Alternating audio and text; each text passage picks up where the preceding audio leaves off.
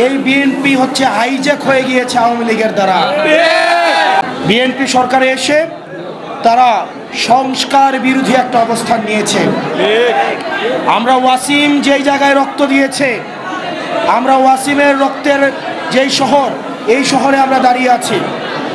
অত্যন্ত দুঃখজনক বিষয়, ওয়াসিম, আবু সাইদ, মীর মুগ্ধরা যে কারণে রক্ত দিয়েছিল, বিএনপি ক্ষমতায় এসে সেই জায়গা থেকে তারা পিছিয়ে আসছে।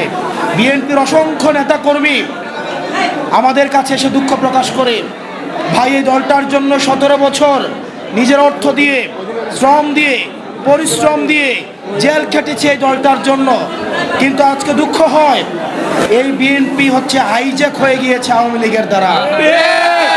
বিএনপি ইজ হাইজ্যাকড, বিএনপি হাইজ্যাক হয়ে গেছে, যার কারণে আজকে ইসাক ভাই আমাদের সামনে। বিএনপির নেতা কর্মীরা এসে দুঃখ প্রকাশ করে, আমরা কাদের জন্য শ্রম দিলাম, আমরা কাদের জন্য এই রক্ত, শ্রম, ঘাম আমরা কোথায় দিলাম। তাদের লক্ষ লক্ষ নেতা কর্মী জেল জুলুম খেটেছে, তারা মামলায় জর্জরিত ছিল।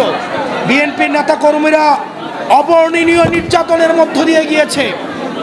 অত্যন্ত পরিতাপের বিষয়, বিএনপি তাদের নেতা কর্মীরা যেই স্বপ্নে, যেই বাংলাদেশের স্বপ্নে তারা এই জেল জুলুম খেটেছে, বিএনপি এই স্বপ্ন থেকে অনেক দূরে চলে গিয়েছে।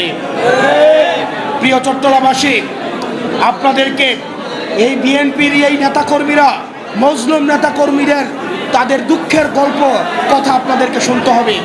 প্রত্যেকটা ঘরে ঘরে যেতে হবে, আপনাদেরকে মাথায় রাখতে হবে নীরবে একটি বিপ্লব ঘটে যাচ্ছে, প্রত্যেকেই এনসিপিতে আসতে যাচ্ছে।